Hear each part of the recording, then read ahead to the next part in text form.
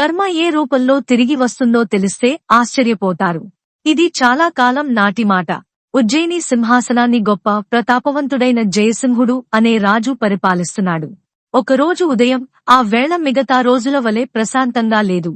రాజమహల్లోని భవ్యమైన దర్బారులో ఒక విచిత్రమైన నిశ్శబ్దం అలుముకుని ఉంది. రాజా జయసింహుడి ముఖం కోపంతో ఎరుపెక్కింది. దర్బారులో ఉన్న ప్రతి ఒక్కరూ ఊపిరి బిగపట్టుకున్నట్లుగా వాతావరణం గంభీరంగా ఉంది. మంత్రులు, సైనికులు, సభలోని వారు అందరూ ఏదో కీడు శంకిస్తూ నిశ్శబ్దంగా నిలబడి ఉన్నారు. రాజు పదే పదే దర్బారు ద్వారం వైపు చూస్తున్నాడు. ఎవరో ప్రత్యేక అతిథి కోసం ఎదురుచూస్తున్నట్లుగా, సమయం ఆయన సహనాన్ని పరీక్షిస్తున్నట్లు అనిపించింది. చివరికి ఆయనలోని అగ్ని పర్వతం బద్దలయ్యింది. ఆయన తన అత్యంత ప్రియమైన నమ్మకస్తుడైన మంత్రి ధర్మపాలుడి వైపు చూస్తూ కోపంగా అరిచాడు. మంత్రి, ఇదేమైనా తమాషానా? మనం ఈ రాజ్యానికి రాజులమా లేక సామాన్య గృహస్థులమా? మనం ఇక్కడ ఆ సాధువు కోసం ఎదురుచూస్తున్నాం. అతను ఇంకా రాలేదు. అతను వెంటనే రాకపోతే పరిణామాలు అనుభవించడానికి సిద్ధంగా ఉండమను. మంత్రి ధర్మపాలుడు చేతులు జోడించి విన్నవించాడు. మహారాజా, ఆ సాధువు ఆలస్యం చేయరు. ఆయన సమయపాలనలో చాలా ఖచ్చితమైనవారు. తప్పకుండా ఏదో ప్రత్యేక కారణం వల్ల ఆగి ఉంటారు. దయచేసి శాంతించండి. కాని రాజు కళ్లలో కేవలం కోపమే కాదు, చెప్పలేని భయం, ఆందోళన కూడా ఉన్నాయి. ఆ సాధువు సాధారణ యోగి కాదు. ఆయనకు ఎవరి ముఖం చూసినా వారి తలరాతను చదవగల అద్భుతమైన శక్తి ఉంది. మరి ఈ రోజు రాజా జయసింహుడు తన తలరాత అతడిని ఈ భూమికే కాక మొత్తం ప్రపంచానికే గొప్ప చక్రవర్తిని చేస్తుందో లేదో తెలుసుకోవాలనుకుంటున్నాడు. అప్పుడే దర్బారు ద్వారం నుండి ఒక దివ్యమైన నాదం వినిపించింది. అందరి చూపులు అటువైపే తిరిగాయి. పొడవాటి తేజస్సుతో వెలిగిపోతున్న ఒక సాధువు లోపలికి ప్రవేశిస్తున్నాడు. కాషాయ వస్త్రాలు ధరించి చేతిలో చెమటా పట్టుకుని ఉన్నాడు. ఆయన ముఖం దైవత్వంతో ప్రకాశిస్తోంది. ఆయన కళ్లలో లోతైన మెరుపు, ముఖంలో ప్రగాఢమైన శాంతి ఉన్నాయి. దర్బారులో ఉన్న ప్రతి ఒక్కరూ సహజంగానే ఆయన పట్ల శ్రద్ధతో తలవంచారు. సాధువు రాజు ముందు చేతులు జోడించి వినయంగా నమస్కరించాడు. కాని రాజు కోపం ఇంకా చల్లారలేదు. ఆయన కఠిన స్వరంతో అడిగాడు, నువ్వు ఇంత ఆలస్యంగా ఎందుకు వచ్చావు? ఒక రాజు సమయం ఎంత విలువైందో నీకు తెలియదా? సాధువు శాంతంగా సమాధానం ఇచ్చాడు. రాజా సమయం రాజులకే కాదు, తపస్సులకు కూడా విలువైందే. అయినప్పటికీ నేను మీ సేవలో హాజరయ్యాను. దయచేసి ఏ ప్రశ్న అడగాలనుకుంటున్నారో అడగండి. రాజు కొంచెం నిగ్రహించుకుని అన్నాడు, మేము మా తలరాతను తెలుసుకోవాలనుకుంటున్నాం. నువ్వు ముఖం చూసి భవిష్యత్తు చెప్పగలవని మా మంత్రి చెప్పారు. చెప్పు, మేము ఈ భూమిపై అత్యంత శక్తివంతమైన చక్రవర్తి కాగలమా? సాధువు రాజు వైపు లోతుగా చూశాడు. ఆయన కళ్లలో ఒక విచిత్రమైన మెరుపు ఉంది. కాలపు తెరను చీల్చి భవిష్యత్తును చూస్తున్నట్లుగా. తరువాత ఆయన శాంత స్వరంతో సమాధానం ఇచ్చాడు. మహారాజా, ఒక రాజు శక్తి అతని ప్రజల సంతోషంలో దాగి ఉంటుంది. మీ ప్రజలు దుఃఖంలో ఉన్నారు. వారు మీ ప్రవర్తనతో బాధపడుతున్నారు. ప్రజలు ఏడ్చినప్పుడు రాజు తలరాత కూడా అశాంతితో నిండిపోతుంది. మీరు ప్రపంచంలోనే అత్యంత శక్తివంతమైన చక్రవర్తి కావాలనుకుంటే ముందు మీ ప్రజల హృదయాలను గెలవండి. వారి ఆశీస్సులు లేకుండా విధి తోడుండదు. ఇది వినగానే రాజు జయసింహుడి ముఖం కఠినంగా మారింది. అతను అరుస్తూ అన్నాడు, నిన్ను ఉపదేశాలు వినడానికి పిలవలేదు. సూటిగా సమాధానం చెప్పు. మేము అత్యంత శక్తివంతమైన చక్రవర్తి కాగలమా, లేదా దర్బారు మరోసారి నిశ్చిష్టమైంది? అందరి శ్వాస ఆగిపోయినట్లు అనిపించింది. సాధువు మరోసారి రాజు కళ్లలోకి చూసి గంభీరంగా పలికాడు, రాజా, మీ తలరాత చాలా సంక్లిష్టంగా ఉంది. నేను చూస్తున్నది మిమ్మల్ని కలవరపెట్టవచ్చు, కాని నేను అబద్ధం చెప్పలేను. నిజం ఏమిటంటే మీ మరణం మీ కుమారుడి చేతిలోనే రాసి ఉంది. ఈ తలరాతను ఎవరూ తప్పించలేరు. రాజా జయసింహుడు శూన్యంలోకి జారిపోయినట్లయ్యాడు. చుట్టూ ప్రగాఢమైన నిశ్శబ్దం ఆవహించింది. ఒక రాజుకు తన అంతం తన కొడుకు చేతిలోనే అని చెప్పడం ఎవరు నమ్మలేకపోతున్నారు. తరువాత రాజు స్పృహలోకి వచ్చి కోపంతో వణికిపోయాడు. సింహాసనం నుండి లేచి కత్తి దూశాడు. దాని మెరుపు గోడలపై ప్రకాశించింది. ఆయన గర్జిస్తూ అన్నాడు, నువ్వు నా మరణాన్ని శపించావు. నువ్వు ఎవరితో మాట్లాడుతున్నావో తెలుసా? నీ ప్రాణాలతో చెలగాటం మాడుతున్నావా? కాని సాధువు తుఫాన్లో అచంచలంగా నిలబడిన పర్వతంలా ప్రశాంతంగా ఉన్నాడు. రాజు కత్తిని అతని వైపు చూపించి అన్నాడు, నువ్వు నా తలరాత గురించి చెప్పావు, కాని నీ తలరాతను చూసుకున్నావా? ఇప్పుడు నీ అంతం ఖాయం. సాధువు అతని కళ్లలోకి చూస్తూ శాంత స్వరంతో సమాధానం ఇచ్చాడు. రాజా, నేను నా తలరాతను చూశాను. అందులో నా మరణం తన ప్రజలనే హింసించే రాజు చేతిలో ఉందని రాసిలేదు. ఇది విని రాజు మరింత కోపోద్రిక్తుడయ్యాడు. అతను కత్తి పైకెత్తి సాధువు వైపు కదిలాడు. కాని అప్పుడే అక్కడ ఒక అలౌకిక అద్భుతం జరిగింది. సాధువు చుట్టూ అకస్మాత్తుగా రంగురంగుల మెరుస్తున్న కిరణాలు వ్యాపించాయి. ఆయన శరీరం నుండి ఒక దివ్యమైన తేజస్సు వెలువడడం ప్రారంభించింది. శాంతంగా ఉండి కూడా అందరినీ అబ్బురపరిచే అగ్నిగోళంలా దర్బార్ మొత్తం ఈ దృశ్యాన్ని చూసి నిశ్చేష్టులయ్యారు. అప్పుడే కత్తిని సాధువు వైపు ఎత్తిన రాజా జయసింహుడు అక్కడే ఆగిపోయాడు. ఆ అద్భుతమైన కాంతి అతని కళ్లను మిరుమిట్లు గొలిపింది. సాధువు కళ్లు మూసుకుని నెమ్మది స్వరంతో ఏదో దివ్య మంత్రాన్ని జపించడం ప్రారంభించాడు. అతని స్వరం శాంతంగా ఉన్న వాతావరణంలో ఒక ప్రతిధ్వనిని సృష్టిస్తోంది. సమయం కూడా ఆయన సాధనలో పాలు పంచుకున్నట్లుగా తరువాత ఒక అద్భుతమైన కాంతి కెరటంలా ఎగసిపడింది. చూస్తుండగానే ఆ సాధువు ఆ కాంతిలో అదృశ్యమయ్యాడు. కొన్ని క్షణాల పాటు ఆ రంగుల కాంతి దర్బారు అంతటా అలలా కదిలింది. ఇంద్రధనస్సు నేలపైకి దిగి వచ్చినట్లుగా తరువాత అంతా నిశ్శబ్దంగా మారింది. సాధువు వెళ్లిపోయాడు. కాని ఆయన దైవత్వం ఆ ప్రదేశంలో ఇంకా అనుభూతి చెందబడుతూనే ఉంది. దర్బారులో ప్రగాఢమైన మౌనం ఆవరించింది. రాజా జయసింహుడి కళ్లు ఇంకా కొద్దిసేపటి క్రితం సాధువు నిలబడిన చోటే స్థిరంగా ఉన్నాయి. అతని ముఖంలో కోపం, గందరగోళం కలగలిసిన ఛాయలు కనిపిస్తున్నాయి. అసలు ఏం జరిగిందో అర్థం కాక అయోమయంలో పడ్డాడు. ఇది అద్భుతమా లేక హెచ్చరిక? అప్పుడే మహల్ ద్వారం వద్ద అకస్మాత్తుగా కలకలం రేగింది. ఒక సైనికుడు వేగంగా పరిగెత్తుకుంటూ లోపలికి వచ్చాడు. అతను మోకాళ్లపై కూర్చుని నమస్కరించి భయంతో కూడిన స్వరంతో అన్నాడు, మహారాజా, పెద్ద ఆపద వచ్చిపడింది. పొరుగు రాజ్య రాజు మహారాజు యశోవర్ధనుడు మన రాజ్యంపై దాడి చేశారు. వారు మహల్ ద్వారం వద్ద నిలబడి మిమ్మల్ని యుద్ధానికి సవాలు చేస్తున్నారు. ఇక్కడి నుండే అదృష్టం, యుద్ధం, విశ్వాసఘాతకం, తండ్రి కొడుకుల సంబంధాల పొరలు నెమ్మదిగా విప్పుకునే ఒక ప్రయాణం మొదలవుతుంది. మంత్రి మాటలు వినగానే దర్బారులో విద్యుత్ ప్రవహించినట్లు అయింది. సభలోని వారు ఒకరినొకరు భయంతో ఆందోళనతో చూసుకోసాగారు. కాని రాజా జయసింహుడి ముఖం మరింత కఠినంగా మారింది. అతని కళ్లలో జ్వాలలు రగిలాయి. అతను ఆలస్యం చేయకుండా సింహాసనం నుండి లేచి తన కత్తిని వర నుండి దూసి సింహంలా గర్జించాడు. అయితే ఇప్పుడు యుద్ధ సమయం వచ్చింది. యశోవర్ధనుడు దుస్సాహసం చేశాడు. ఇప్పుడు దానికి శిక్ష అనుభవిస్తాడు. రాజు వెనక సైన్యం, మంత్రులు, అంగరక్షకులు కదిలారు. వారు మహల్ విశాల ద్వారం నుండి బయటకు రాగానే ఎదురుగా ఒక భయంకరమైన దృశ్యం ఉంది. రాజా యశోవర్ధనుడు తన భారీ సైన్యంతో నిలబడి ఉన్నాడు. అతని ముఖంలో కూడా ప్రతీకార జ్వాలలు మండుతున్నాయి. సైనిక పతాకాలు గాలిలో ఎగురుతున్నాయి. నగారాల శబ్దానికి భూమి, ఆకాశం కంపించిపోతున్నాయి. రాజా జయసింహుడు కత్తి పైకెత్తి హుంకారించాడు. రాజా యశోవర్ధన, నా రాజ్యంపై దాడి చేసి నీ వినాశనాన్ని నువ్వే కొని తెచ్చుకున్నావు. ఈరోజు నీ గర్వాన్ని అణచివేస్తాను. రాజా యశోవర్ధనుడు కూడా బదులుగా గర్జిస్తూ అన్నాడు, జయసింహ, నీ అన్యాయం, అరాచకాల కథలు ఇప్పుడు సరిహద్దులు దాటిపోయాయి. నేను ఈ రోజు ధర్మాన్ని రక్షించడానికి వచ్చాను. నిన్ను యుద్ధానికి సవాలు చేస్తున్నాను. రాజా జయసింహుడు క్రూరంగా నవ్వుతూ సమాధానం ఇచ్చాడు, నీ ఈ సవాలే నీ అతి పెద్ద పొరపాటు యశోవర్ధన. ఈ రోజు నీ సైన్యం కూడా నశిస్తుంది. నీ వంశం కూడా. నీ అంతానికి సిద్ధంగా ఉండు. అంతే. రణభూమిలో శంఖనాదం మోగింది. యుద్ధ నగారా ప్రతిధ్వనించింది. రెండు సైన్యాలు భయంకరమైన గర్జనలతో ఒకదానికొకటి తలపడ్డాయి. కత్తుల చప్పుళ్లు, గుర్రాల డెక్కల శబ్దం, సైనికుల కేకలతో భూమి కంపించిపోయింది. ఈ వినాశన లీలను చూసి ప్రకృతి కూడా భయపడిపోయినట్లు అనిపించింది. రాజా జయసింహుడు యుద్ధంలో సాక్షాత్తు యమధర్మరాజులా మారిపోయాడు. ఒకరి తర్వాత ఒకరు శత్రు సైనికులు అతని కత్తి వేటుకు నేల కొరుగుతున్నారు. అతని ప్రతి దెబ్బ మెరుపు వేగంతో సాగి శత్రువుల డాలును చీల్చుకుంటూ వెళ్లిపోయింది.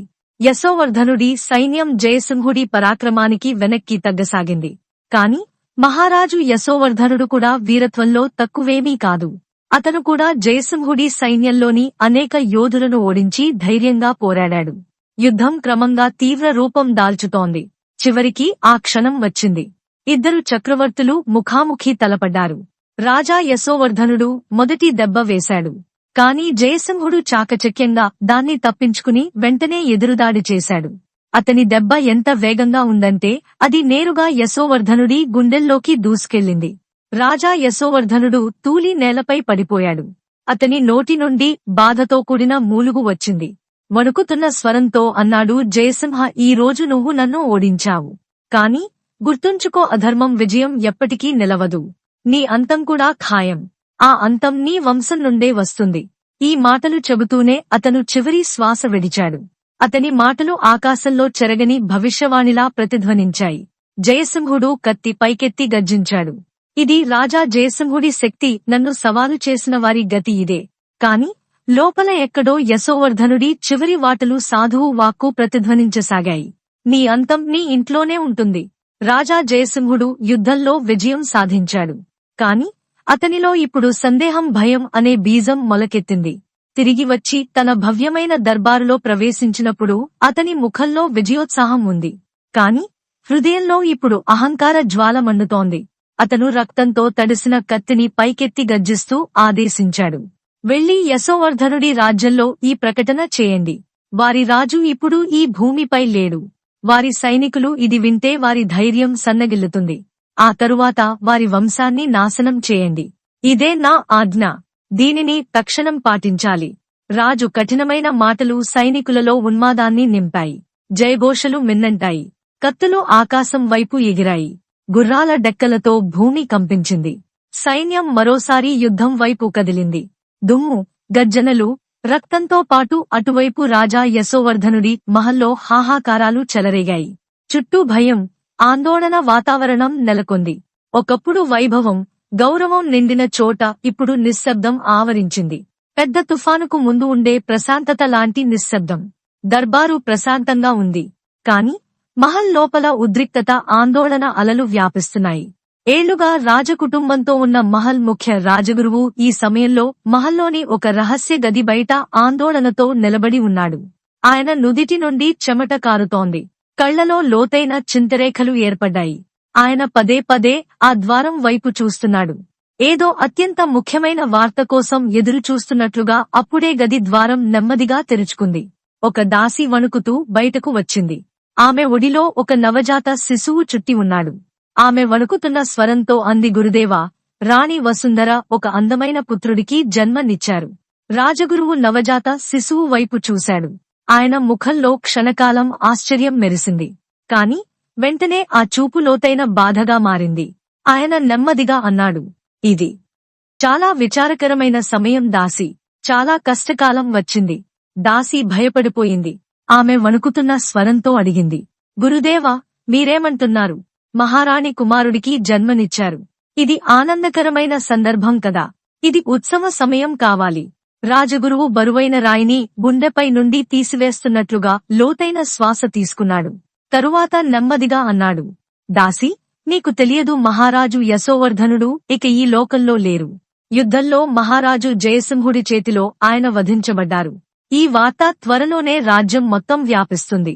ఇది విని దాసి నిశ్చేష్టురాలైంది.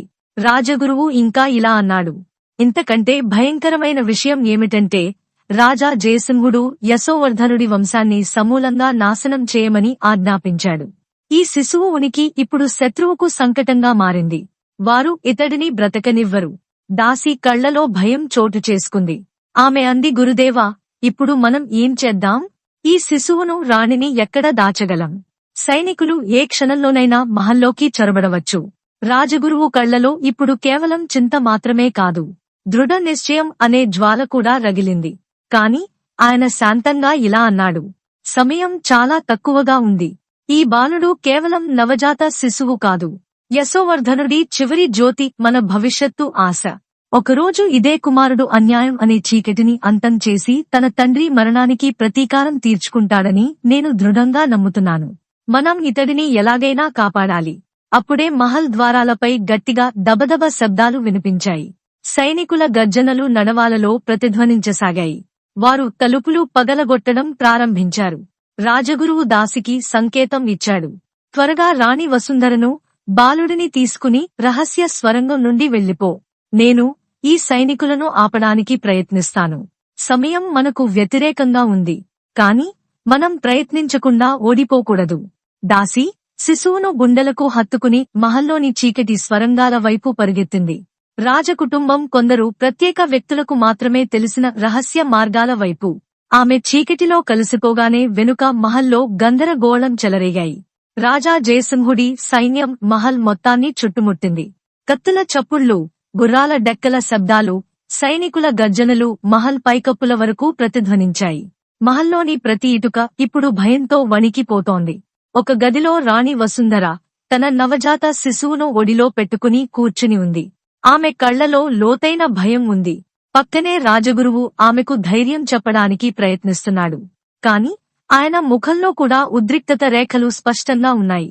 అకస్మాత్తుగా తలుపుపై గట్టిగా దబదబా శబ్దాలు మొదలయ్యాయి. ఇద్దరు సైనికులు గదిలోకి బలవంతంగా ప్రవేశించడానికి ప్రయత్నించారు. వారిలో ఒకడు అన్నాడు, నాకు పూర్తి నమ్మకం ఉంది. ఇదే బాలుడు రాజా యశోవర్ధనుడి వారసుడు. మనం ఇతడిని వెతికి చంపాలి. ఇది రాజా జయసింహుడి ఆజ్ఞ. రెండవ సైనికుడు అన్నాడు, రాణి గర్భవతి అని మాకు ముందే సమాచారం అందింది. ఇప్పుడు ఈ బాలుడు జయసింహుడికి ప్రమాదంగా మారవచ్చు. ఇతడిని అంతమందించడం అవసరం. ఇంతలో ఒక సైనికుడు దాసి వైపు దూకి శిశువును ఆమె ఒడి నుండి లాక్కున్నాడు. శిశువు ఏడుపు గది అంతటా ప్రతిధ్వనించింది. దాసి అతడిని కాపాడటానికి చాలా ప్రయత్నించింది. కాని సైనికుల క్రూరత్వం ముందు ఆమె ఏమీ చేయలేకపోయింది. రెండో సైనికుడు కత్తితో ఆమెపై దాడి చేశాడు. ఆమె నేలపై పడిపోయింది. రక్తం నేలను ఎర్రగా మార్చేసింది. ఈ దృశ్యం చూసి రాణి వసుంధర కెవ్వున అరిచింది. రాజగురువు పరిస్థితిని గ్రహించి వెంటనే తలుపు లోపలి నుండి మూసి గడియ పెట్టాడు. ఆయన వణుకుతున్న రాణి వైపు చూసి గంభీర స్వరంతో అన్నాడు, మహారాణి సమయం మనకు వ్యతిరేకంగా ఉంది. శిశువును లాక్కెళ్లిపోయారు. మహారాజు యశోవర్ధనుడు యుద్ధభూమిలో వీరమరణం పొందారు. ఇప్పుడు శత్రువు మీ కుమారుడిని అంతమొందించాలని చూస్తున్నాడు. మనం వెంటనే ఇక్కడి నుండి వెళ్లిపోవాలి. రాణి కళ్ల నుండి కన్నీళ్లు ఆగడం లేదు. వణుకుతున్న స్వరంతో ఆమె అంది, గురుదేవా, నా కుమారుడు ఎక్కడా? రాజగురువు ఆమె చేతిని పట్టుకుని దృఢంగా అన్నాడు, మహారాణి, ఇది శోకించే సమయం కాదు. ధైర్యం ప్రదర్శించాల్సిన సమయం. ఇప్పుడు మేము మిమ్మల్ని ఈ మృత్యుపాసం నుండి సురక్షితంగా బయటకు తీయాలి. ఆయన గదిలోని ఒక మూల వైపు చూపిస్తూ అన్నాడు, చూడండి, అక్కడి నుండి ఒక రహస్య స్వరంగం వెళుతుంది. ఈ స్వరంగాన్ని మహారాజు యశోవర్ధనుడు స్వయంగా ఇలాంటి సంకట సమయం కోసమే నిర్మించారు. ఇది అడవి వరకు వెళుతుంది. మనం అక్కడి నుండే వెళదాం. దేవుడు దయతలిస్తే మనం తప్పకుండా సురక్షితంగా ఉంటాం. రాణి వసుంధర హృదయం ముక్కలైపోయినట్లు అనిపించింది. ఆమె భర్త ఇప్పుడు ఈ లోకంలో లేడు. నవజాత కుమారుడిపై కూడా మృత్యు ఖడ్గం వేలాడుతోంది. వణుకుతున్న స్వరంతో ఆమె అంది, రాజగురువా, రాజా జయసింహుడు చాలా క్రూరుడు. అతను నా భర్తను నిర్దాక్షిణ్యంగా చంపాడు. ఇప్పుడు నా కుమారుడిని కూడా బలి తీసుకోవాలనుకుంటున్నాడు. చెప్పండి, నేను ఈ జీవితంతో ఏం చేయాలి? రాజగురువు కరుణతో ఆమె భుజాన్ని పట్టుకుని లోతైన శ్రద్ధతో అన్నాడు, మహారాణి, ఇప్పుడు ధైర్యం కోల్పోయే సమయం కాదు. రాజగురువు గంభీర వాక్కు రాణి వసుంధరలో విరిగిపోయిన ఆత్మవిశ్వాసానికి కొత్త దిశ చూపిస్తున్నట్లుంది. ఆయన మృదువైన స్వరంతో అన్నాడు, మహారాణి, మర్చిపోకండి, మీ భర్త బలిదానం వృధా పోకూడదు. మీరు ఆ బలిదాన జ్వాలను సజీవంగా ఉంచాలి. మీ కుమారుడి ప్రాణం అమూల్యమైనది. అతను మీ ఒక్కరికే కాదు, మొత్తం రాజ్యానికి వారసుడు. ఒకరోజు అతనే న్యాయం అనే జ్యోతిగా ఉద్భవిస్తాడు. మీరు బ్రతికి ఉన్నప్పుడే ఈ సంగ్రామం పూర్తవుతుంది. రాణి వసుంధర కళ్లలో కారుతున్న కన్నీళ్ల మధ్య ఇప్పుడు నిశ్చయం అనే నిప్పు రవ్వ మెరిసింది. ఆమె నెమ్మదిగా కన్నీళ్లను తుడుచుకుంది. ఇప్పుడు ఆమె ముఖంలో దుఃఖం కంటే కొత్త ఆశ కాంతి ఉంది. రాజగురువు ఆమె చేతిని పట్టుకుని కష్టకాలంలో నిర్మించిన మహల్లోని ఆ రహస్య ద్వారం వద్దకు తీసుకెళ్లాడు. నేలపై ఒక బరువైన రాయి ఉంది. రాజగురువు దానిని తొలగించగానే కింద ఒక సన్నని చీకటి స్వరంగం కనిపించింది. ఆయన అన్నాడు, రండి మహారాణి, ఈ స్వరంగం మనల్ని మహల్ నుండి బయట అడవి వరకు సురక్షితంగా తీసుకెళ్తుంది. కాని మనం తొందరపడాలి. సమయం చాలా తక్కువగా ఉంది. రాణి ఒకసారి వెనక్కి తిరిగి ఆ గది వైపు చూసింది. కొద్ది క్షణాల క్రితం తన నవజాత కుమారుడు తన నుండి లాక్కోబడిన ప్రదేశం. ఆ క్షణం ఆమె ఆత్మపై లోతైన ఘాటులా మిగిలిపోయింది. తరువాత ఆమె లోతైన శ్వాస తీసుకుని కఠినమైన మనసుతో ఆ చీకటి మార్గంలోకి ప్రవేశించింది. ఇటు అడవిలోని ఒక దిక్కున రాజా జయసింహుడి ఇద్దరు సైనికులు ఆ నవజాత శిశువును తీసుకుని ముందుకు సాగుతున్నారు. రాత్రి చీకటి దట్టమైన అడవి దారి క్రూరమైన ఉద్దేశాలను మరింత భయంకరంగా మారుస్తున్నాయి. మొదటి సైనికుడు నవ్వుతూ అన్నాడు, ఇప్పుడు ఇతడిని ఏం చేయాలి? రాజా జయసింహుడి సూటి ఆజ్ఞ ఇతడిని అంతమొందించమని రెండోవాడు బదులిచ్చాడు. మనం కత్తితో చంపాల్సిన అవసరం లేదు. ఇతడిని ఈ పొదలో పడేద్దాం. ఆకలి, దాహం, అడవి జంతువులు దాని పనిని పూర్తి చేస్తాయి. మన చేతులు కూడా మురికి కావు. మొదటి సైనికుడు అట్టహాసం చేస్తూ అన్నాడు, మనం రాజుకు వారి అతి పెద్ద ప్రమాదం తొలగిపోయిందని చెప్పినప్పుడు వారు మనల్ని బంగారంతో నింపేస్తారు. రెండోవాడు సమ్మతిగా తలుపాడు. తరువాత వారు నవజాత శిశువును పొదల్లోకి విసిరేశారు. అమాయక బాలుడు వెక్కి వెక్కి ఏడవసాగాడు. అతని కరుణామయమైన ఆర్తనాదం అడవి నిశ్శబ్దంలో ప్రతిధ్వనించింది. కాని ఆ నిర్దయులైన సైనికుల హృదయాలలో ఏమాత్రం కరుణ లేదు. వారు వెనక్కి తిరిగి చలో ఇప్పుడు రాజుకు శుభవార్త చెప్పాలి అని చెప్పుకుని అడవి వైపు సాగిపోయారు. బాలుడి విలాపం నెమ్మదిగా రాత్రి నిశ్శబ్దంలో కలిసిపోయింది. అటు రాణి వసుంధర, రాజగురువు దట్టమైన అడవి చీకటిలో నిరంతరం ముందుకు సాగుతున్నారు. చెట్ల గలగలలు, దూరం నుండి వస్తున్న అడవి జంతువుల భయంకరమైన అరుపులు అన్నీ కలిసి వాతావరణాన్ని భయంకరంగా మారుస్తున్నాయి. కాని వారిలో భయం లేదు. ఒక అశాంత ధైర్యం ప్రవహిస్తోంది. కొంత దూరం నడిచిన తరువాత వారికి ఒక చిన్న కుటీరం కనిపించింది. కుటీరం బయట ఒక తేజస్సుగల సాధువు ధ్యానమగ్నుడై కూర్చుని ఉన్నాడు. ఆయన ముఖంలో గంభీరత, శాంతి అద్భుతంగా సమతుల్యంగా ఉన్నాయి. ఏళ్ల తరబడి చేసిన తపస్సు ఆయన కళ్లలో ప్రతిఫలిస్తున్నట్లుంది.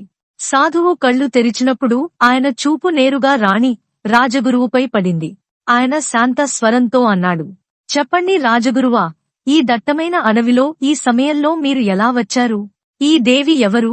ఆమె ముఖంలో బాధ, ఆందోళన స్పష్టంగా కనిపిస్తున్నాయి. రాజగురువు శ్రద్ధతో తలవంచి సాధువుకు నమస్కరించి నెమ్మదిగా అన్నాడు, పూజ్యులైన సాధు మహారాజా, సమయం సంకటంగా ఉంది. ఈ దేవి రాణి వసుంధర, మహారాజు యశోవర్ధనుడి ధర్మపత్ని. ఆమెకు ఘోర అన్యాయం జరిగింది. రాజా జయసింహుడు మోసంతో మహారాజును వధించాడు. నవజాత శిశువును ఆమె నుండి లాక్కున్నాడు. రాణి ఇప్పుడు తన ప్రాణాలను కాపాడుకోవడానికి పారిపోతోంది. మేము మీ శరణు కోరి వచ్చాము. సాధువు శాంతంగా అంతా విన్నాడు. తరువాత ఆయన లోతైన శ్వాస తీసుకుని గంభీర స్వరంతో అన్నాడు, జరిగింది విధిరాత. జరగబోయే దాన్ని ఎవరు ఆపలేరు. కాని గుర్తుంచుకోండి, ప్రతి చీకటి తర్వాత ఒక కొత్త ఉదయం ఉదయిస్తుంది. సమయం అనుకూలించే వరకు రాణి వసుంధర నా ఈ కుటీరంలో ఉంటారు. వారు నా శరణులో పూర్తిగా సురక్షితంగా ఉంటారు. ఇంతవరకు తన కన్నీళ్లను ఆపుకున్న రాణి వసుంధర సాధువు కరుణామయ వాక్యలు వినగానే వెక్కి వెక్కి ఏడ్చేసింది. ఆమెలో అణచిపెట్టుకున్న ఆవేదన ఇప్పుడు కట్టలు తెంచుకుంది. సాధువు ఆమెను ఓదారుస్తూ అన్నాడు, మహారాణి నిరాశ చెందకండి. దైవలీలా ఊహకందనిది. ఎక్కడ అంతం కనిపిస్తోందో అక్కడే ఏదో కొత్త ప్రారంభం కూడా దాగి ఉంటుంది. కాని రాణి బాధ ఎంత లోతుగా ఉందంటే అది ఇంకా ఆగడం లేదు. వణుకుతున్న స్వరంతో ఆమె అంది, మేము ఎలా నిరాశ చెందకుండా ఉంటాం? సాధు మహారాజా, మొదట నా భర్తను నా నుండి లాక్కున్నారు. ఇప్పుడు నా కుమారుడిని కూడా. నేను అతని ముఖం కూడా చూడలేకపోయాను. ఇప్పుడు జీవితంలో మిగిలింది ఏమిటి? సాధువు ఆమె వైపు దయ ప్రేమతో చూసి అన్నాడు, మహారాణి జీవితంలో జరిగే ప్రతిదీ వృధా కాదు. ప్రతి సంఘటన వెనుక ఏదో ఒక ఉద్దేశం ఉంటుంది. మీ కుమారుడిని దేవుడు ఏదో గొప్ప కార్యం కోసం పంపాడు. అతను మాయమయ్యాడని అనుకోకండి. విధిలో పునఃకలయిక రాసి ఉంటే మీరు తప్పకుండా కలుస్తారు. కేవలం నమ్మకాన్ని వీడకండి. రాణి సాధువు మాటలను శ్రద్ధగా వింది. ఆమెలో ఒక చిన్న ఆశ మళ్లీ మొలకెత్తింది. ఇంకా ఆమె కళ్లలో దుఃఖం ఉంది. కాని ఆ బాధతో పాటు విశ్వాసం అనే మెరుపు కూడా చేరింది. సాధువు అన్నాడు, ఇప్పుడు మీరు ఈ వనశరణులో ఉన్నారు. నేను మిమ్మల్ని రక్షిస్తాను. ఇది ధైర్యం, భక్తి, విశ్వాసంతో ఉండాల్సిన సమయం. దేవుడు మిమ్మల్ని బ్రతికించి ఉంచాడంటే మీ కర్తవ్యం ఇంకా మిగిలే ఉందని అర్థం. మీ ప్రయాణం ఇప్పుడు కొత్త అధ్యాయంలోకి ప్రవేశిస్తోంది. రాణి వసుంధర కన్నీళ్లను తుడుచుకుని సాధువు పాదాలకు నమస్కరించి ఆశీర్వాదం కోరింది. సాధువు కరుణతో చెయ్యి ఎత్తి ఆశీర్వదిస్తూ అన్నాడు, దేవుడిని స్మరించండి. మహారాణి, మీ కుమారుడు అదృష్టవంతుడు. అతని జీవితం ఇంకా ముగియలేదు. అతని భవిష్యత్తు ఇంకా ఉంది. అతను ఈ ప్రపంచంలో ఏదో గొప్ప కార్యం చేయడానికి వచ్చాడు. కుటీరం బయట వెన్నెల పరుచుకుని ఉంది. రాత్రి నిశ్శబ్దంలో కూడా ప్రకృతి రహస్యమయమైన శాంతి వ్యాపించి ఉంది.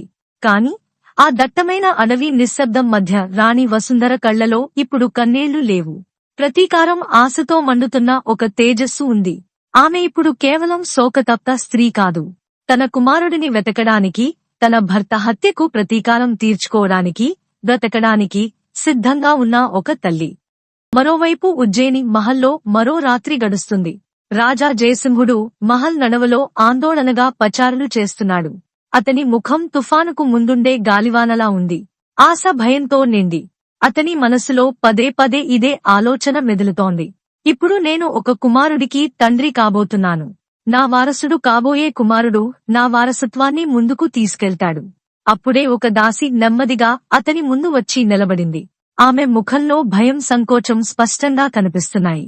రాజా జయసింహుడు అసహనంగా అడిగాడు, చెప్పు, ఏంటి వార్త? రాణి ఎలా ఉంది? దాసి తల వంచి అంది. మహారాణి అభినందనలు. రాణి మైనావతి ఒక కుమారుడికి జన్మనిచ్చారు. రాజు ముఖంలో క్షణకాలం సంతృప్తి రేఖ మెరిసింది. కాని వెంటనే దాసి స్వరంలో దాగి ఉన్న భయాన్ని గ్రహించాడు. అతని ముఖం మళ్లీ కఠినంగా మారింది. కాని నువ్వు ఇంత భయపడుతున్నావేంటి? రాణి క్షేమమేనా? రాజు స్వరం ఇప్పుడు ఆందోళనతో కఠినంగా మారింది. దాసి వణుకుతూ అంది, రాణిగారు స్పృహలో లేరు మహారాజా. బహుశా ఉదయం కల్లా స్పృహలోకి రావచ్చు. రాజు ఒక్క క్షణం ఊపిరి పీల్చుకున్నాడు. కాని దాసి కళ్లలో మెరుస్తున్న భయం అతడిని కలవరపెడుతోంది. అతను తీవ్ర స్వరంతో అడిగాడు, ఇప్పుడు నిజం చెప్పు, ఏంటి విషయం? దాసి గజగజ వణికిపోయింది. మహారాజా, నా విన్నపం మీరే స్వయంగా వెళ్లి బాలుడిని చూసుకోండి. రాజా జయసింహుడి హృదయం ఏదో తెలియని ఆందోళనతో వణికింది. అతను వేగంగా గది వైపు వెళ్లి లోపలికి ప్రవేశించాడు. అతని అడుగులు ఉయ్యాల దగ్గరకు చేరే కొద్దీ అతని ముఖం రంగు మారసాగింది. ఉయ్యాలలో ఉన్న బాలుడు అత్యంత వికారంగా ఉన్నాడు. అతని ముఖం వికృతంగా, పొట్ట అసాధారణంగా ఉబ్బి, కళ్లలో ఏమాత్రం మెరుపులేదు. రాజా జయసింహుడు నిశ్చేష్టుడయ్యాడు. అతని కల్పనలన్నీ అతని కలల వారసుడు ఈ రూపంలో ఉండకూడదు. రాజు వణుకుతున్న స్వరంతో అన్నాడు, ఇతను నా కుమారుడు కాడు. ఇది ఏదో శాపం. అతని కళ్లలో ఇప్పుడు కోపం, భయం, అవమానం తీవ్ర అలల్లా ఎగసి పడుతున్నాయి. ఈ విషయం మహల్ బయట తెలిస్తే నా ప్రతిష్ఠ మట్టిలో కలిసిపోతుంది అని గొనిగాడు. ఇతర రాజ్యాల రాజులు నన్ను ఎగతాళి చేస్తారు. ఈ బాలుడు నా సింహాసన గౌరవాన్ని కళంకం చేస్తాడు. దాసి భయపడిపోయింది. ఆమె ధైర్యం చేసి అడిగింది, మరి ఇప్పుడు మహారాజా మీరేం చేస్తారు? రాజా జయసింహుడి కళ్లలో కఠినత్వం, చీకటి ఆవరించాయి. అతను కత్తి పైకెత్తి దాని మొనను దాసి వైపు చూపించాడు. ఒక రాజు ఏం చేయాలో అదే చేస్తాను. ఈ బాలుడిని అడవిలో వదిలేస్తాను. అడవి జంతువులు ఇతడిని తినేస్తాయి. ఎవరికీ తెలియదు. తరువాత అతను పదునైన స్వరంతో హెచ్చరించాడు, విను, నువ్వు ఈ విషయం రాణి మైనావతితో గాని మరి ఎవరితోనైనా చెప్పావో నీ కుటుంబం మొత్తాన్ని అగ్నికి ఆహుతి చేస్తాను. దాసి కళ్ల నుండి కన్నీళ్లు జలజల రాలాయి. ఆమె వణుకుతున్న స్వరంతో అంది, మీ ఆజ్ఞ మహారాజా. రాజా జయసింహుడు తన సొంత నవజాత కుమారుడిని ఒడిలోకి తీసుకున్నాడు. బాలుడు ఏడుస్తున్నాడు. తన తండ్రి ఒడి నుండి గౌరవం అనే సమాధి వైపు తీసుకెళ్లబడుతున్న ఒక అమాయకపు పిలుపు. కాని రాజు హృదయం ఇప్పుడు రాయిలా మారింది. రాత్రి చీకటిలో తన రాచరిక వస్త్రాలలో చుట్టుకుని రాజా జయసింహుడు అడవి వైపు బయలుదేరాడు. చెట్ల నీడలు, కీచురాళ్ల శబ్దాలు, గాలి మూలుగులు అన్నీ ఆ పాపానికి సాక్షులుగా మారుతున్నాయి. అతనిలో లోతైన సందిగ్ధత ఉంది. తన రక్తాన్ని త్యజించాలనే ఆలోచన మనసును తులిచేస్తోంది. కాని అతను రాజధర్మాన్ని, సింహాసన గౌరవాన్ని తన పితృత్వం కంటే ఉన్నతంగా భావించాడు. అప్పుడే అతని చూపు సమీపంలోని ఒక పొదపై పడింది. అక్కడ మరో నవజాత శిశువు శాంతంగా పడుకుని ఉన్నాడు. అతని ముఖంపై దివ్య తేజస్సు ఉంది. చంద్రుని తెల్లని కాంతితో స్నానం చేసినట్లుగా అతని చర్మం ప్రకాశవంతంగా, కళ్లు మూసి ఉన్నాయి. కాని ముఖం అద్భుతమైన ఆకర్షణతో నిండి ఉంది. రాజా జయసింహుడు ఆగిపోయాడు. ఈ బాలుడు ఎవరు? అతనిలో స్వార్థం మేల్కొంది. ఎవరిదైతేనేమి అందంగా ఉన్నాడు. నేను ఇతడిని తీసుకుని రాణికి ఇచ్చి ఇది మన కుమారుడని చెబితే ఎవరికి తెలుస్తోంది? అతను ఒకసారి ఇంకా ఏడుస్తున్న తన సొంత కుమారుడి వైపు చూశాడు. కాని ఇప్పుడు అతని మనసులో కరుణ లేదు, కేవలం మోసం ఉంది. రాజు తన కుమారుడిని నెమ్మదిగా పొదలో ఉంచి ఆ తేజస్సుగల బాలుడిని ఎత్తుకున్నాడు. ఇప్పుడు అతని ముఖంలో పశ్చాత్తాపం లేదు, కేవలం రాజకీయపు మోసపూరిత నీడ ఉంది. తిరిగి వెళ్లే దారిలో అతని మనసులో కొత్త పథకం రూపుదిద్దుకుంది. అతను నిర్ణయించుకున్నాడు, రాణికి ఆమె ఒక అందమైన కుమారుడికి జన్మనిచ్చిందని చెప్పాలి. మహల్ చేరగానే అతను నేరుగా రాణి మైనావతి గది వైపు వెళ్లాడు. రాణి ఇంకా అపస్మారక స్థితిలోనే ఉంది. దాసీలు ఆమె సేవలో నిమగ్నమై ఉన్నారు. రాజు ఆ దివ్య బాలుడిని ఒక దాసీ ఒడిలో ఉంచి కఠిన స్వరంతో అన్నాడు. రాణి స్పృహలోకి వచ్చినప్పుడు ఇదే బాలుడు ఆమె కుమారుడని చెప్పండి. రాజా జయసింహుడు దాసికి చివరి హెచ్చరిక ఇస్తూ అన్నాడు, గుర్తుంచుకో, ఈ విషయం గురించి ఎవరితోనైనా ఏమైనా చెబితే పరిణామాలు చాలా తీవ్రంగా ఉంటాయి. రాజు కఠిన వాక్కులు మండుతున్న కళ్లు చూసి దాసీ శరీరం వణికింది. ఆమె తల వంచి నిశ్శబ్దంగా ఆజ్ఞను పాటించింది. ఇప్పుడు ఆమెకు తెలిసింది, ఇది సాధారణ రాజు కాదు, మృత్యు సంకేతం. రాజా జయసింహుడు మరోసారి నిశ్శబ్దంగా ఉన్న ఆ అందమైన శిశువు వైపు చూశాడు. అతను స్వయంగా దైవ సంకల్పంతో ఈ భూమిపైకి వచ్చి తన విధిని మౌనంగా అంగీకరించినట్లు అనిపించింది. రాజా జయసింహుడు నెమ్మదిగా గది నుండి బయటకు వచ్చాడు. కాని అతని హృదయంలో భీకరమైన ద్వంద్వం నడుస్తోంది. లోపల ఎక్కడో ఒక గొంతు అతను చేసింది నీతి ధర్మానికి విరుద్ధమని చెబుతోంది. కాని అతని లోభం, అతని ప్రతిష్ఠ, సింహాసనంపై మోహం అతడిని ఈ మార్గంలో నిలబెట్టాయి. అటు అదే రాత్రి దట్టమైన అడవిలోని ఒక మూలన చల్లని గాలి చీకటి దుప్పటిలో కప్పబడి ఉన్న అతని అసలు కుమారుడు ఆ పొద దగ్గర పడి తన విధి కోసం ఎదురుచూస్తున్నాడు. ఉదయం తొలి కిరణాలు మహల్ కిటికీల నుండి జారి లోపలికి వచ్చినప్పుడు రాణి మైనావతి నెమ్మదిగా స్పృహలోకి రావడం ప్రారంభించింది. ఆమె కళ్లు తెరిచి చూడగా ఎదురుగా ఒక దాసి నవ్వుతూ ఉంది. మహారాణి దాసి అంది, మీరు అత్యంత అందమైన కుమారుడికి జన్మనిచ్చారు. రాజా జయసింహుడు మొత్తం రాజ్యం ఈ ఆనందకరమైన వార్తతో సంతోషంగా ఉన్నారు. రాణి కళ్లలో మాతృత్వపు సరస్సు నిండిపోయింది. ఆమె ఆ శిశువును తన ఒడిలోకి తీసుకుని చూసి మైమరిచిపోయింది. ఇతను నిజంగా అద్భుత సౌందర్యంతో ఉన్నాడు. ఆమె అంది, నేను ఇతని పేరు శివాంష్ అని పెడుతున్నాను. ఈ పేరు అతని సౌందర్యాన్ని, కీర్తిని ఎల్లప్పుడూ సజీవంగా ఉంచుతుంది. రాణి ముఖంలో మాతృత్వపు తేజస్సు ఉంది. తన కుమారుడు ఇంత అందంగా, దివ్యంగా ఉండగలడని ఆమె నమ్మలేకపోతోంది. అక్కడే ఒక మూలన నిలబడి రాజా జయసింహుడు ఈ దృశ్యాన్ని నిశ్శబ్దంగా చూస్తున్నాడు. అతని కళ్లలో సంతృప్తితో కూడిన చల్లని చిరునవ్వు ఉంది. తన మోసం సఫలమైందని, ఇప్పుడు ఈ అందమైన శిశువు రాకుమారుడు అవుతాడని అతనికి తెలుసు. అటు దూరంగా అడవిలో సూర్యరశ్మి కూడా కష్టంగా చేరే చోట రాణి వసుంధర సాధు మహారాజుతో కలిసి ఒక కాలిబాటపై నడుస్తోంది. ఆమె మనసు ఇంకా తన భర్త మరణం పోగొట్టుకున్న కుమారుడి బాధతో నిండి ఉంది. అప్పుడే అకస్మాత్తుగా ఆమె చూపు ఒక పొద వైపు వెళ్ళింది. అక్కడ ఒక నవజాత బాలుడు ఏడుస్తూ పడి ఉన్నాడు. ఆమె ఆశ్చర్యపోయి సాధు మహారాజు వైపు చూపిస్తూ అంది, సాధు మహారాజా, చూడండి, ఎవరో ఈ అమాయకుడిని ఇక్కడ వదిలేసి వెళ్లారు. ఇతను ఎంత నిస్సహాయంగా కనిపిస్తున్నాడు. ఇతడిని ఇలా వదిలేయడం ఎంత క్రూరత్వం. సాధు మహారాజ్ ఆ బాలుడిని నెమ్మదిగా ఎత్తుకున్నాడు. అతను చాలా బలహీనంగా ఉన్నాడు. అతని వీపు వంగి ఉంది. ముఖం కూడా సాధారణ శిశువులలా ఆకర్షణీయంగా లేదు, కాని అతని కళ్లలో అసాధారణమైన మెరుపు ఉంది. సాధువు అన్నాడు, మహారాణి, బహుశా ఇతని తల్లిదండ్రులు ఇతని రూపాన్ని లేదా బలహీనతను చూసి త్యజించి ఉండవచ్చు. కాని గుర్తుంచుకోండి, దేవుడు ఎప్పుడూ తప్పు చేయడు. ఈ బాలుడు సాధారణ జీవి కాదు. ప్రభువు మీకోసం పంపిన ఒక పరీక్ష కావచ్చు. ఇతడిని ప్రేమతో స్వీకరించండి. రాణి వసుంధర హృదయం కరిగిపోయింది. ఆమె ఆ బాలుడిని తన ఒడిలోకి తీసుకుంది. నాకు ఇతని పట్ల ఒక ఆకర్షణ కలుగుతోంది. సాధు మహారాజా, కాని ఇంత బలహీనమైన శిశువు భవిష్యత్తులో ఏదైనా ప్రత్యేక కార్యం చేయగలనా?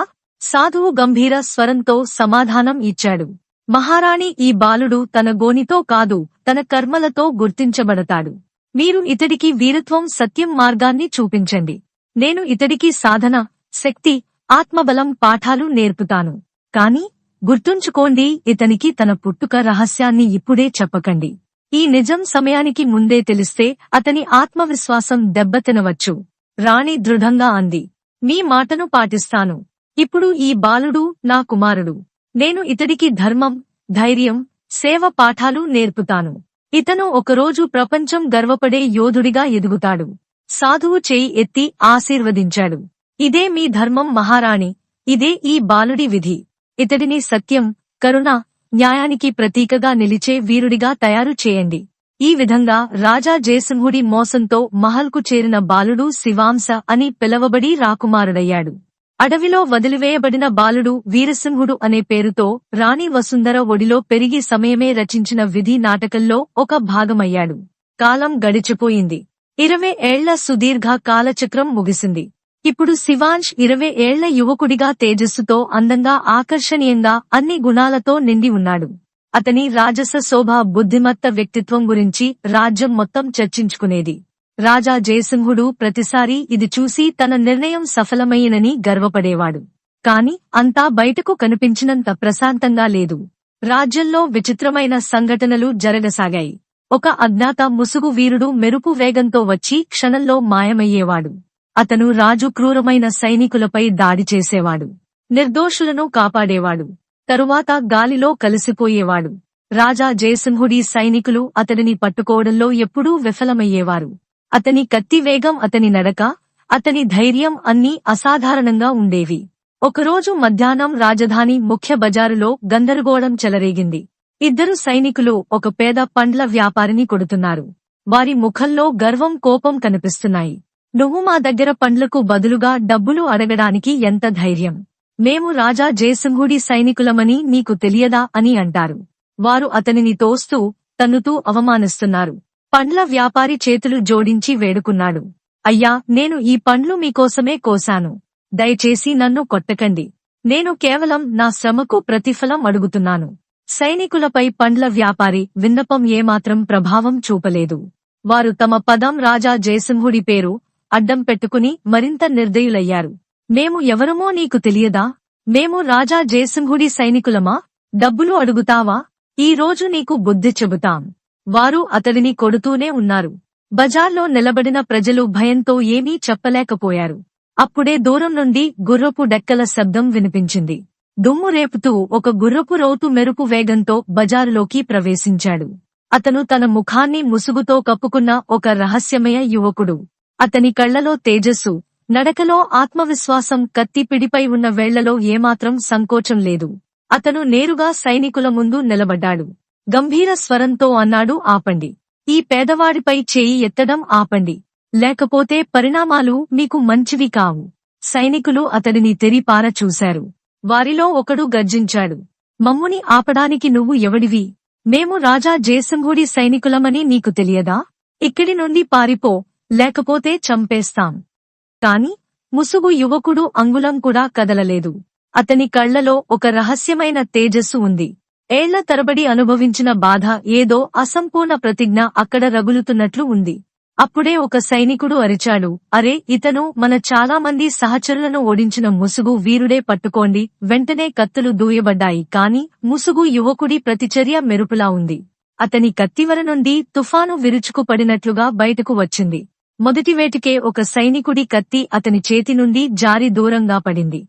రెండో సైనికుడు పరుగెత్తుకుంటూ అతని పైకి దూకాడు. కాని ముసుగు వీరుడు వేసిన దెబ్బకు అతను అక్కడే నేలపై పడిపోయాడు. నిశ్శబ్దంగా, నిర్జీవంగా బజారులో గందరగోళం చెలరేగింది. ప్రజలు ఇటూ అటూ పరుగెత్తసాగారు. కాని ముసుగు యువకుడు శాంతంగా ఉన్నాడు. అతను గుర్రం పగ్గాలు లాగి కిందకు చూసి కొట్టబడుతున్న పండ్ల వ్యాపారితో అన్నాడు, "భయపడకు, ఇక నిన్ను ఎవరూ హాని చేయరు." పండ్ల వ్యాపారి ఆశ్చర్యంతో, కృతజ్ఞతతో ఏదో చెప్పబోతుండగా ముసుగు యువకుడు గుర్రాన్ని అదిలించి వేగంగా అక్కడి నుండి మాయమయ్యాడు. ప్రజలు కొన్ని క్షణాలు అక్కడే నిలబడిపోయారు. భయం, విస్మయం, శ్రద్ధతో నిండి. ఇంతలో మహల్ విశాల ద్వారం వద్ద ఒక సైనికుడు గాయపడి, అలసిపోయి ఆయాసంతో చేరుకున్నాడు. అతని ముఖంలో భయం, నిస్సహాయత స్పష్టంగా కనిపిస్తున్నాయి. అతడిని వెంటనే రాజా జయసింహుడి దర్బారులోకి తీసుకెళ్లారు. దర్బారులో ప్రగాఢ మౌనం ఆవరించి ఉంది. రాజా జయసింహుడు సింహాసనంపై కూర్చుని ఉన్నాడు. ముఖం కఠినంగా, కళ్లలో జ్వాలలు. సైనికుడు మోకాళ్లపై వంగి అన్నాడు, "మహారాజా, ఆ ముసుగు వీరుడు మళ్లీ కనిపించాడు. అతను నా కళ్ల ముందే నా సహచరుడిని చంపాడు." ఇది వినగానే దర్బారులో కలకలం రేగింది. రాజా జయసింహుడి ముఖం మండిపోయింది. పదునైన స్వరంతో అన్నాడు, "నువ్వు అతడిని ఎందుకు ఆపలేదు? నీ చేతులు కాళ్లు పని చేయడం లేదా?" సైనికుడు వణుకుతూ అన్నాడు, "మహారాజా, నేను పూర్తి ప్రయత్నం చేశాను. కాని అతను చాలా వేగంగా ఉన్నాడు. అతని కత్తి మెరుపులా కదులుతుంది. మేము అర్థం చేసుకునే లోపే అతను దాడి చేసి వెళ్లిపోయాడు." రాజు అలసిపోయి కుర్చీలో వెనక్కి వాలి లోతైన శ్వాస తీసుకున్నాడు. అతని ముఖం ఇప్పుడు కోపం, ఆందోళనతో నిండి ఉంది. అతను తన పాత నమ్మకస్తుడైన మంత్రి ధర్మపాలుడి వైపు చూసి అన్నాడు, మంత్రిగారు, ఇప్పుడు ఈ ముసుగు వీరుడు నా సహనం హద్దులు దాటాడు. నేను రాకుమారుడు శివాంష్ కు ఈ రహస్యాన్ని కనుగొనమని బాధ్యత అప్పగించాను. అసలు ఇప్పటివరకు శివాంష్ ఏం చేస్తున్నాడు? మంత్రి తలవంచి బదులిచ్చాడు. మహారాజా, రాకుమారుడు శివాంష్ వేట కోసం అడవికి వెళ్లారు. రాజు కొన్ని క్షణాలు మౌనంగా ఉన్నాడు. తరువాత అతని కళ్ళు సంకోచించాయి. అతను లోతుగా మంత్రి వైపు చూసి అన్నాడు, మంత్రిగారు, ఒక విషయం నన్ను నిరంతరం వేధిస్తోంది. ప్రతిసారి శివాంశు వేటకు వెళ్లినప్పుడే ఈ ముసుగు వీరుడు ప్రత్యక్షమవుతాడు. ఇది కేవలం యాదృచ్ఛికమా, లేక ఏదైనా దాగి ఉన్న సంబంధమా? ఇది వినగానే దర్బారులో ఒక అలజడి రేగింది. సభలోని వారు ఒకరినొకరు ఆశ్చర్యంగా చూసుకోసాగారు. మంత్రి ధర్మపాలుడు కొంచెం సంకోచంతో అన్నాడు, మహారాజా, మీ అనుమానం నిరాధారమని చెప్పలేము. బహుశా రాకుమారుడు శివాంష్ కు ఈ ముసుగు వీరుడికి మధ్య ఏదైనా సంబంధం ఉండవచ్చు. రాజా జయసింహుడి ముఖం మరింత గంభీరంగా మారింది. అలా అయితే ఇది నా రాజ్యానికి, కుటుంబానికి రెండింటికి ప్రమాద గంటిక. మంత్రిగారు, మీరు దీనిపై లోతైన విచారణ చేయాలని నేను కోరుకుంటున్నాను. ఈ ముసుగు వీరుడు ఎవరు? అతనికి నా కుమారుడు శివాంష్ కు ఏం సంబంధం ఉంది? ఈ ప్రశ్నలకు నాకు త్వరగా సమాధానం కావాలి. మంత్రి తలవంచి అన్నాడు, మీ ఆజ్ఞ మహారాజా. నేను ఈ రహస్యం నుండి తెర తొలగించడానికి అన్ని విధాలా ప్రయత్నిస్తాను. రాజా జయసింహుడు కళ్ళు మూసుకుని లోతైన శ్వాస తీసుకున్నాడు. అతని మనసులో ప్రశ్నల తుఫాను రేగుతోంది. శివాంశు నిజంగా నా ఆజ్ఞ బద్ధకుమారుడా, లేక విధి నన్ను మరో సత్యం వైపు నడిపిస్తోందా? అటు మహల్కు దూరంగా దట్టమైన అడవి మధ్యలో రాణి వసుంధర చిన్న ఆశ్రమం, శాంతి, రహస్యంతో నిండి ఉంది. అక్కడే ఒకవైపు రాణి వసుంధర తన కుమారుడు వీరసింహుడితో కూర్చుని ఉంది. ఏళ్లుగా ఆ బాలుడు తన వీపు వైకల్యం, అసాధారణ రూపం కారణంగా ప్రపంచానికి దూరంగా ఉన్నాడు. కాని అతనిలో ఒక విభిన్నమైన అగ్ని రగులుతోంది. ఆత్మ ప్రశ్నల పుట్టుక రహస్యం గురించిన అగ్ని. ఇంతవరకు ధ్యానంలో లీనమై ఉన్న సాధు మహారాజ్ కళ్లు తెరిచాడు. ఆయన చూపు వీరసింహుడి వైపు వెళ్ళింది. ఆయన నెమ్మదిగా తన ప్రభావవంతమైన స్వరంతో అన్నాడు, వీరసింహ, ఈ రోజు నీ జీవితంలో అత్యంత ముఖ్యమైన రోజు. సాధు మహారాజ్ గంభీర స్వరంతో అన్నాడు, వీరసింహ, నేను ఒక ప్రత్యేక తపస్సు సాధనతో సిద్ధింపజేసిన ఒక దివ్య మూలికను తయారు చేశాను. దీనిని తాగితే నీ శరీరం బలశాలిగా, ఆకర్షణీయంగా మారడమే కాకుండా నీలో ఇప్పటివరకు అణచివేయబడిన ఆత్మబలం, ఆత్మవిశ్వాసం కూడా పూర్తిగా మేల్కొంటాయి. వీరసింహుడు ఆశ్చర్యపోయాడు. అతని కళ్లలో ఆశ్చర్యం, ఆశ మెరుపులు మెరిశాయి. ఇది నిజమేనా సాధు మహారాజా? ఈ మూలిక నన్ను నిజంగా మార్చగలదా? సాధు మహారాజ్ నవ్వాడు. దైవలీల రహస్యాన్ని విప్పబోతున్నట్లుగా. ఖచ్చితంగా. కాని ఈ మార్పు కేవలం శరీరం యొక్కది కాదు. ఇది నీలో నిద్రిస్తున్న వీరత్వాన్ని కూడా మేలుకొలుపుతుంది. ఇప్పటివరకు దాగి ఉన్న ఆ తేజస్సు, ఆ భావం. ఇప్పుడు వెళ్ళు, శ్రద్ధతో ఈ అమృతాన్ని స్వీకరించు. వీరసింహుడు రెండు చేతులతో ఆ ప్రత్యేక మూలిక ఉన్న పాత్రను ఎత్తుకున్నాడు. అతని కళ్లలో దైవత్వం మెరుస్తోంది. అతను దానిని స్వీకరించగానే వాతావరణంలో రంగురంగుల కాంతి వ్యాపించింది. ఒక ప్రకాశవంతమైన కాంతి అతని చుట్టూ నృత్యం చేయసాగింది. కొన్ని క్షణాలలోనే అతని శరీరం రూపాంతరం చెందసాగింది. వీపు నిటారుగా మారింది. భుజాలు విశాలంగా, కండలు తిరిగి ఉన్నాయి. ముఖం తేజస్సుతో మెరుస్తోంది. కళ్లలో అద్భుతమైన ఆత్మబలం ఉంది. అతను ఇప్పుడు బలహీన యువకుడు కాదు, సింహం లాంటి పరాక్రమ యోధుడి రూపంలో నిలబడి ఉన్నాడు. రాణి వసుంధర తన కుమారుడిని చూసి కళ్ల నుండి అవిరళంగా కన్నీరు కార్చింది. ఈ రోజు నాకు నా వీరసింహుడు తన నిజమైన రూపాన్ని పొందినట్లు అనిపిస్తోంది. వీరసింహుడు శ్రద్ధతో తల్లి వైపు చూసి అన్నాడు, అమ్మ, సాధు మహారాజు నాకు ముందే ఈ రూపాన్ని ఇవ్వగలిగితే ఆయన ఎందుకో అలా చేయలేదు. సాధు మహారాజు స్వరం గంభీరంగా ఉంది. నాయనా, ఆత్మ పరీక్షకు గురైనప్పుడు శరీర బలహీనతే నిజమైన ధైర్యానికి నిదర్శనం. నీకు ఈ రూపమే లభించి ఉంటే నీ ఆత్మవిశ్వాసం కేవలం నీ శక్తిపైనే ఆధారపడి ఉండేది. కాని ఇప్పుడు నువ్వు సంఘర్షణలో నిన్ను నువ్వు నిరూపించుకున్నావు కాబట్టి ఈ రూపం నీ ధైర్యానికి గౌరవం, ఆధారం కాదు. వీరసింహుడు తలవంచి సాధు మహారాజుకు నమస్కరించాడు. ఇప్పుడు అతని ముఖంలో కేవలం ఆత్మబలం, ధైర్యం, ధర్మం యొక్క తేజస్సు ఉంది. అతను రాణి వసుంధర వైపు తిరిగాడు. అమ్మా, ఇప్పుడు నాకు ఆజ్ఞ ఇవ్వండి. నేను రాజా జయసింహుడి వద్దకు వెళ్లి నా తండ్రి హత్యకు న్యాయం పొందుతాను. అధర్మానికి శిక్షపడే రోజు ఇక దూరం లేదు. రాణి దృఢంగా అతని భుజంపై చెయ్యి వేసింది.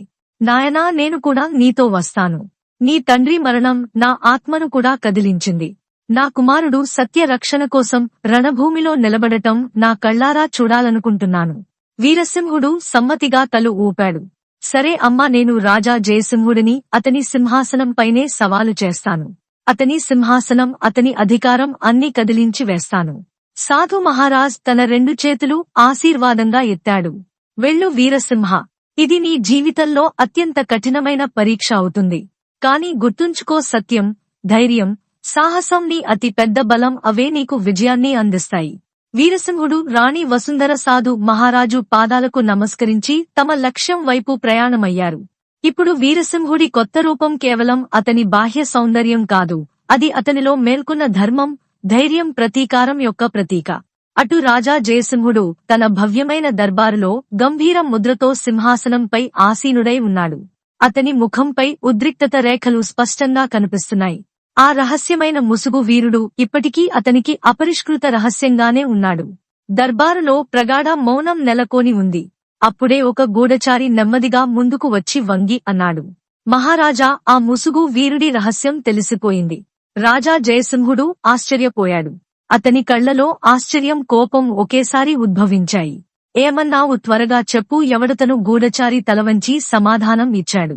మహారాజా, ఆ ముసుగు వీరుడు మరెవరో కాదు, మీ సొంత కుమారుడు, రాకుమారుడు శివాంష్. ఇది వినగానే రాజా జయసింహుడి శరీరంలో విద్యుత్ ప్రవహించినట్లయింది. అతను సింహాసన పిడిని గట్టిగా పట్టుకున్నాడు. అతని కళ్ళు కోపంతో నిప్పుకలా మండుతున్నాయి. దర్బారు మొత్తం నిశ్చేష్టమైంది. సమయం ఒక క్షణం ఆగిపోయినట్లు అదే క్షణంలో దర్బారు విశాల ద్వారాలు తెరుచుకున్నాయి. రాకుమారుడు శివాంష్ లోపలికి ప్రవేశిస్తూ కనిపించాడు. అతని ముఖంలో ఆత్మవిశ్వాసంతో కూడిన గంభీరమైన కాంతి, నడకలో దృఢత్వం ఉన్నాయి. రాజా జయసింహుడు లేచి నిలబడ్డాడు. అతని స్వరం కఠినంగా, బరువుగా ఉంది. జయసింహుడు అరుస్తూ అన్నాడు, ఇది నిజమేనా? రాకుమారుడు శివాంష్, నువ్వేనా ఆ ముసుగు వీరుడివి? నా సైనికులపై దాడి చేసిన వాడివి? నువ్వు నీ సొంత రాజ్య సైన్యాన్ని గాయపరిచావా? నువ్వు నీ తండ్రిని, నీ ధర్మాన్ని మరిచిపోయావా? రాకుమారుడు శివాంష్ చూపు నేరుగా రాజా జయసింహుడి కళ్లలోకి వెళ్ళింది. అతను నిర్భయ స్వరంతో సమాధానం ఇచ్చాడు. ఇప్పుడు రహస్యం బయటపడింది కాబట్టి వినండి తండ్రి. అవును, ఆ ముసుగు వీరుడిని నేనే. నేను ఇదంతా ఎందుకు చేశానంటే, మీ సైనికులు అమాయక ప్రజలపై అఘాయిత్యాలు చేస్తున్నారు. వారిని రక్షించడం నా ఇద్దరి ధర్మం. రాజా జయసింహుడి ముఖం మరింత కఠినంగా మారింది. అతను ప్రతిధ్వనించే స్వరంతో అన్నాడు, ఆపు శివాం, ఇదంతా నీ నాటకం. ఇది నీ ధర్మం కాదు, నీ భ్రమ. నా ఆజ్ఞను పాటించడం, రాజ్య గౌరవాన్ని కాపాడటం నీ ధర్మం, నీ సొంత సైన్యాన్ని గాయపరచడం కాదు. కానీ రాకుమారుడు శివాంష్ అదరలేదు. అతను శాంతంగా కానీ దృఢంగా సమాధానం ఇచ్చాడు.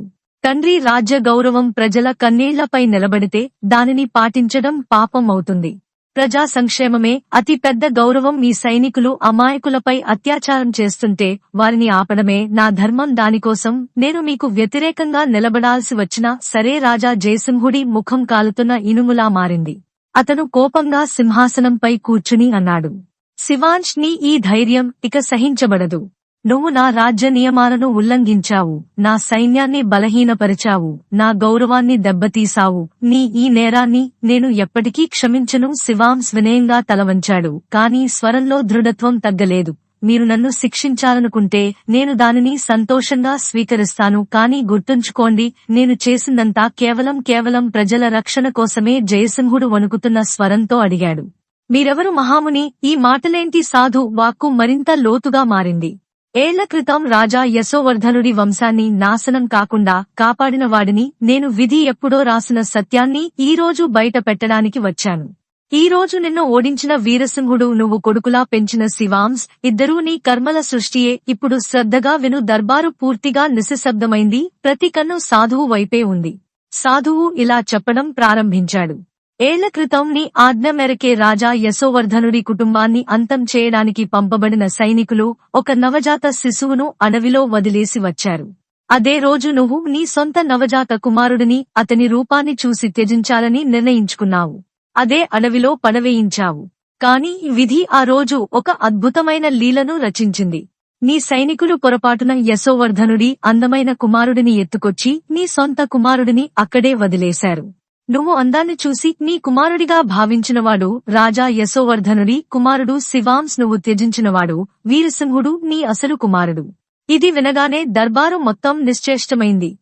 రాజా జయసింహుడు శివాంశ్ వీరసింహుడు రాణి వసుంధర కళ్లలో అపనమ్మకం ఆశ్చర్యం వేదన ఒకేసారి మెరిశాయి. సాధువు వాక్కు ఇప్పుడు నెమ్మదిగా కరుణతో నిండి ఉంది. త్యజించబడిన ఆ బాలుడిని వసుంధర పెంచింది. ఆమె అతడిని తన ప్రేమ తపస్సు ఔషధాలతో కాపాడింది. పెంచి పెద్ద చేసింది, వీరసింహుడిని చేసింది, నీ నిజమైన కుమారుడిని. మరి నువ్వు ప్రేమనిచ్చి విద్యనిచ్చి వారసుడిగా చేసిన శివాంశ్ రాజా యశోవర్ధనుడి కుమారుడు. ఈ లీల నీ కర్మల ఫలితం. ఆ సత్యం ఈరోజు నీ ముందు నిలబడింది. రాజా జయసింహుడి కళ్ల నుండి పశ్చాత్తాపపు కన్నీళ్లు జలజల రాలాయి. అతని స్వరం వణికింది. ఇదంతా నిజమా వీరసింహుడు నా కుమారుడా? శివాంశ్ రాజా యశోవర్ధనుడి కుమారుడా? నేను నా జీవితాన్ని అబద్ధంలోనే బ్రతికాను. నేను కేవలం పాపాలు చేశాను, అన్యాయం చేశాను. నాకింకా క్షమ ఉందా? సాధువు శాంతంగా సమాధానం ఇచ్చాడు. ప్రతి ప్రాణి తన కర్మ ఫలాన్ని అనుభవించాలి రాజా జయసింహ. నీ జీవితపు ఈ చివరి మలుపు ఇదే, విధి నిర్ణయించిన న్యాయం ఇదే. ఇంత చెప్పి సాధువు తన 2 అరచేతులను ఆకాశం వైపు ఎత్తాడు. ఆయన చుట్టూ దివ్యమైన రంగుల అలలు వ్యాపించాయి. దర్బారు మొత్తం ఏదో తపస్వి ఆశీర్వాదంలో స్నానం చేస్తున్నట్లు ఆ కాంతిలోనే ఆ సాధువు నెమ్మదిగా అదృశ్యమయ్యాడు.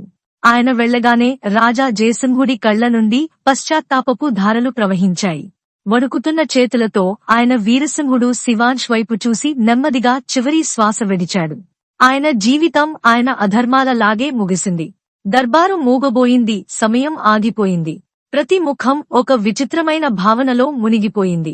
సత్యం యొక్క భారం చాలా బరువుగా ఉన్నట్లు వీరసింహుడు శివాంశ్ ఒకరినొకరు చూసుకుంటున్నారు. కళ్లలో ప్రశ్నలు, బాధ, ఆందోళన. శివాంశ్ చూపు రాణి వసుంధరపై పడింది. అతను నెమ్మదిగా గొణిగాడు. అయితే మీరు నా కన్నతల్లా? నేను ఇప్పటివరకు అమ్మ అని పిలిచినవారు నా అమ్మ కాదా? రాణి వసుంధర కళ్లు చెమ్మగిల్లాయి. ఆమె మమతతో శివాంశు వైపు అడుగులు వేసి అంది. అవును నాయనా, నేను నీ కన్న తల్లిని. కాని నిన్ను పెంచినవారు, నీకు సంస్కారం ఇచ్చినవారు కూడా తల్లే. గుర్తుంచుకో నాయనా, తల్లి కేవలం రక్తంతో కాదు, ప్రేమ త్యాగంతో అవుతుంది. వీరసింహుడి కళ్లు కూడా చెమ్మగిల్లాయి. మరి నేను నా సొంత తండ్రిని హత్య చేశానా? ఇంతకంటే పెద్ద నేరం ఏదైనా ఉంటుందా? రాణి వసుంధర అతని చేతిని పట్టుకుని దృఢంగా అంది. లేదు నాయనా, నువ్వు పాతం చేయలేదు. నువ్వు అధర్మాన్ని అంతం చేశావు. సింహాసనం ఆశతో నిర్దోషులను అణచివేసే వ్యక్తి తండ్రి కాదు. నీ అంత నువ్వు ధర్మం పక్షాన నిలబడి న్యాయం చేశావు. తరువాత ఆమె 2 కుమారుల వైపు చూసి భావోద్వేగ స్వరంతో అంది. మీరిద్దరూ నా కొడుకులే. విధి మనల్ని వేరు చేసింది. కాని ఈరోజు దేవుడు మనల్ని మళ్లీ కలిపాడు. ఇప్పుడు గతాన్ని వెనక్కి వదిలేయండి. మీ ధర్మం ఇప్పుడు ఈ రాజ్యాన్ని సేవించడం. వీరసింహుడు శివాంశ్ ఒకరి కళ్లలోకి ఒకరు చూసుకున్నారు. ఇప్పుడు వారిలో ఒక ఆత్మీయత ఉంది. శివాంశ్ నవ్వుతూ ఇలా అన్నాడు. సోదరా, నేను అన్యాయానికి వ్యతిరేకంగా నిలబడ్డాను. నీకు కాదు. ఈ రోజు నువ్వు నా కన్న సోదరుడివని గర్వపడుతున్నాను. వీరసింహుడు కూడా నవ్వుతూ శివాంశు కౌగిలించుకున్నాడు. సోదరుల ఈ కలయికతో దర్బారు జయఘోషలతో ప్రతిధ్వనించింది. సైనికులు, ప్రజలు కరతాళ ధ్వనులతో స్వాగతం పలికారు. రాజ్యం ఇప్పుడు క్రూరత్వం నుండి విముక్తి పొందింది. ఇప్పుడు అక్కడ కరుణ, న్యాయం యొక్క యుగం మొదలయింది. శివాంశ్, వీరసింహుడు కలిసి రాజ్య పగ్గాలు చేపట్టారు. వారు ధర్మం, న్యాయం, కరుణతో రాజ్యాన్ని పాలించసాగారు. రాణి వసుంధర వారి మధ్య త్యాగం, మాతృత్వానికి ప్రతీకగా నిలిచింది. రాజ్యంలో ఉత్సవ వాతావరణం వ్యాపించింది. ప్రజలు వీధుల్లోకి ఉప్పెనలా వచ్చారు. ఏళ్ల తరబడి అనుభవించిన వేదన తర్వాత ఈ రోజు ప్రతి హృదయం ఆనందంతో నిండిపోయింది. ఆ సందేశమే ఆ భూమి ఆత్మగా మారింది. ఈ కథ కేవలం ఒక రాజ్యం, ఒక సింహాసనం లేదా 2 సోదరులది కాదు. ఇది మనం కొన్నిసార్లు జన్మతో, కొన్నిసార్లు కర్మతో పొందే సంబంధాలది. సత్యం బయటపడి అబద్ధం పునాదులు వాటంతటవే కూలిపోయే క్షణాలది. రాజా జయసింహుడి జీవితం ఈ సత్యానికి నిదర్శనంగా నిలిచింది. రాజంటే అహంకారం, దురాశతో కాకుండా న్యాయం, కరుణతో పాలించేవాడే గొప్పవాడని, సంతానాన్ని కేవలం సౌందర్యంతో అంచనా వేసిన అతనికి విధి స్వయంగా అతని ముఖాన్ని చూపించింది. సాధువు భవిష్యవాణి శాపం కాదు, అది ఒక హెచ్చరిక. కర్మల కన్నా గొప్ప అదృష్టం లేదని చూపిన అద్దం. తన కుమారుడిని త్యజించిన తండ్రికి సమయం తప్పకుండా దాని విలువను చూపిస్తుంది. రాణి వసుంధర మాతృత్వం ఈ ప్రపంచానికి తల్లి కేవలం రక్తంతో కాదని, త్యాగం, మమత, సంస్కారాలతో అవుతుందని నేర్పుతుంది. ఆమె ప్రేమ రాజకీయపు దారుల్లో విడిపోయిన ఇద్దరు కొడుకులను కలిపింది. వీరసింహుడు శివాంష్ కలయిక ధర్మ మార్గం ఎప్పుడూ రక్తంతో కాదని హృదయంతో నిర్ణయించబడుతుందని చూపిస్తుంది. న్యాయం విజయం కత్తితో కాదు, ఆత్మ సత్యంతో సిద్ధిస్తుంది. అన్నింటికన్నా పెద్ద గుణపాఠం సత్యం, ప్రేమ, ధర్మం బ్రతికి ఉన్నంత కాలం అధర్మం, అన్యాయం, గర్వం, ఆయుష్యు చాలా తక్కువ. ఈ కథ చెరగని ముద్ర వేసింది. ఎందుకంటే ఇందులో కేవలం సింహాసనం యొక్క ఎత్తుపల్లాలే కాకుండా మానవత్వం యొక్క అత్యంత అందమైన విజయం దాగి ఉంది. సత్యమార్గం కఠినంగా ఉండొచ్చు, కాని చివరకు అదే సింహాసనాన్ని చేరుకుంటుంది. ఈ వీడియో గనుక మీకు నచ్చినట్లయితే ప్లీజ్ లైక్ చేసి మీ ఫ్రెండ్స్ కి షేర్ చేయండి. అలాగే మా కొత్త వీడియోస్ మీకు వెంటనే చేరాలంటే మా ఛానల్ ని సబ్స్క్రైబ్ చేసుకుని పక్కనే ఉన్నటువంటి బెల్ ఐకాన్ ని ప్రెస్ చేయండి. ధన్యవాదములు.